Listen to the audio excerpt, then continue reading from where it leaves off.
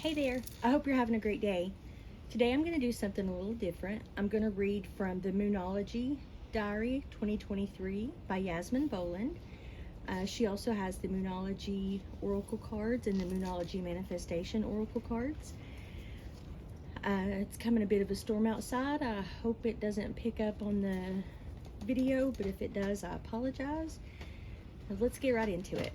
So what's up for 2023? If you want a key phrase for the astrology of 2023, here it is. Humanity is transforming. That might sound a little fanciful or pie in the sky, but it's really not stretching the astrological truth at all.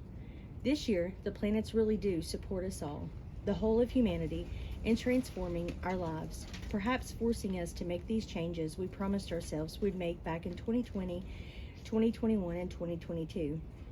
It's a year to throw out the dead wood from our lives, to look at the win-win solutions for the whole world, to move away from individual selfishness and to think about the greater good.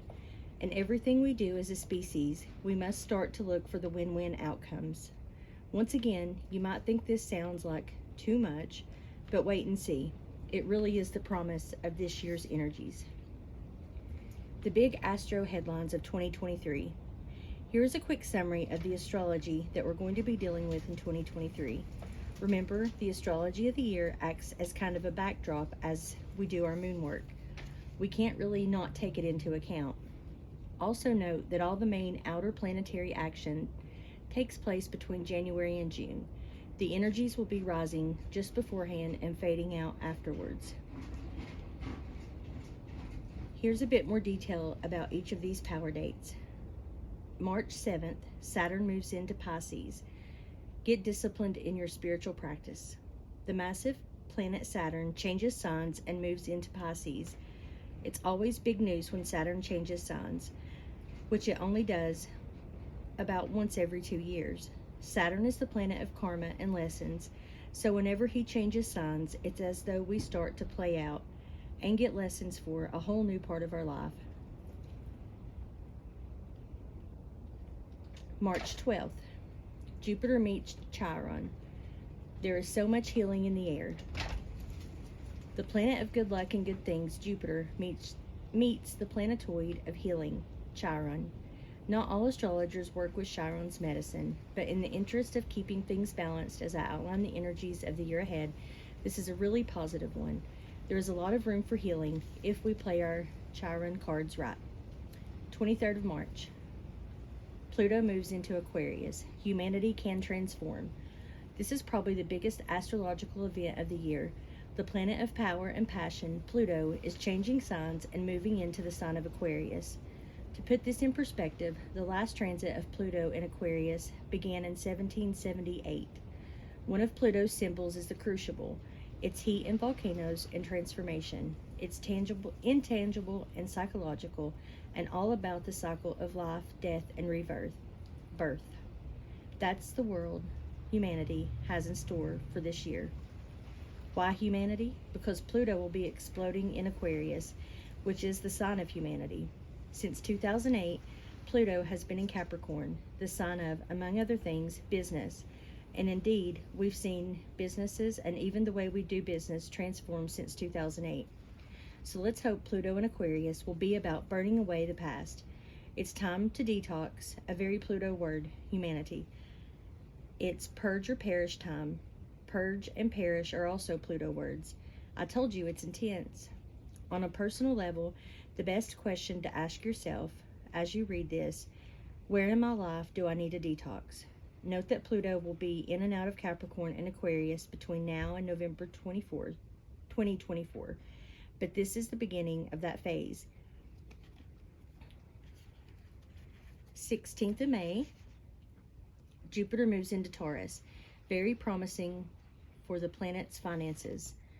This date sees the lucky planet Jupiter moving into the sign of Taurus. This is good news.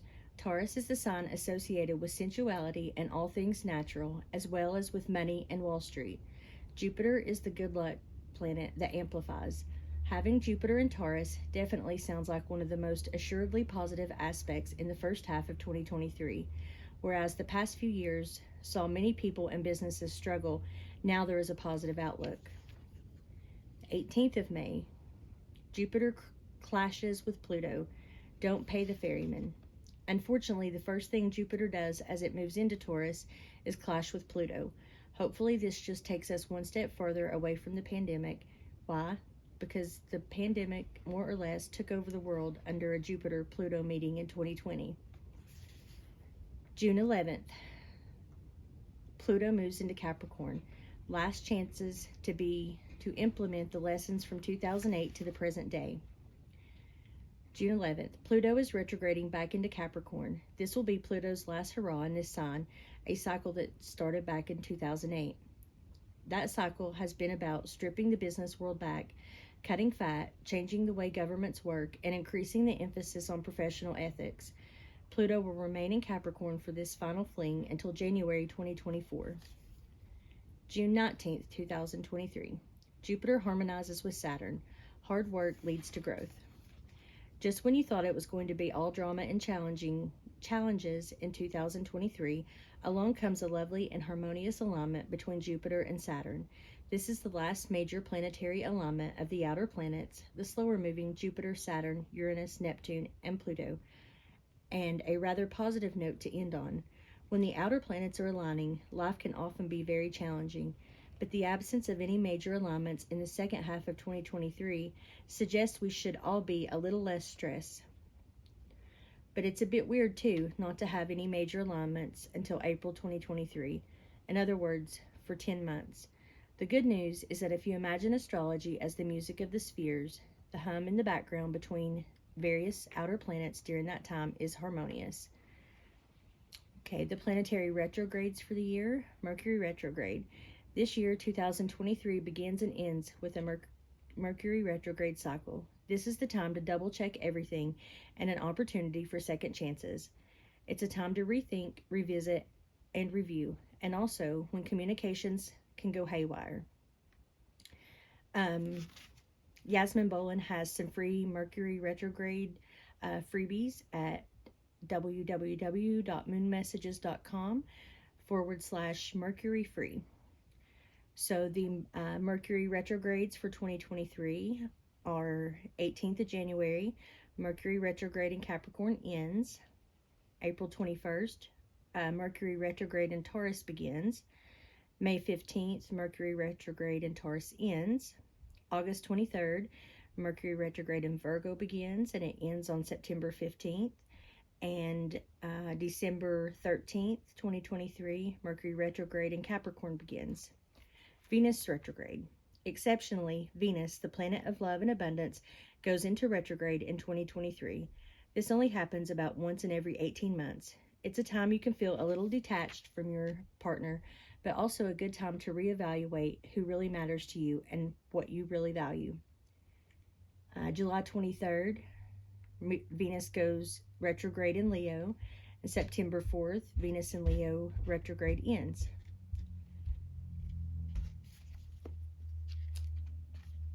So what does it all mean? So is 2023 going to be another dreadful year? Chances are no. I'll be completely transparent. At the time of writing, in June of 2021, we're all crossing our fingers and toes and everything else, hoping that by 2023 the pandemic will just be a fading memory. And it should be. Hopefully we'll all be in the process of rebuilding our lives. Hopefully we can all just breathe out and move on. But could there be some echoes of the pandemic in 2023? Oh yes, there could. The good news for the planet is the move of Saturn into Pisces. Why is this good news? Saturn is the planet of confinement and limitations. So what did we see when Saturn was in the sign of Aquarius, the sign of humanity? Remember, most recently? I suspect you already know the answer to that. Humanity was in lockdown. So now, as Saturn finally moves out of Aquarius and into Pisces, those days should become a fading memory. So what will Saturn be influencing instead of Pisces? My hope is that something I've sensed developing for a long time will materialize, namely that it becomes really normal for cosmic types, healers, magical practitioners, shamans, and astrologers, and so on, all very Piscean, to do regular work. Saturn is all about regular work. Maybe this is the year it becomes normal to have an empath or psychic on speed dial so you can ask them what's coming up for you. your company, or even the stock market.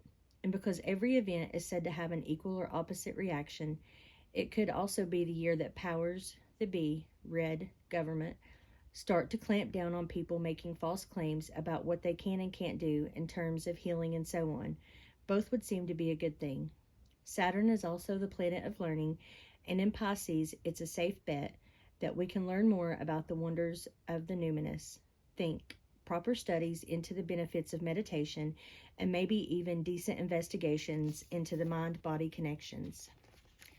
I hope you all enjoyed hearing a little bit about the 2023 Moonology. Please give the video a like, subscribe if you haven't already, leave me a comment down below. Feel free to share this out if you feel so called, and I hope you have a blessed day. Thank you.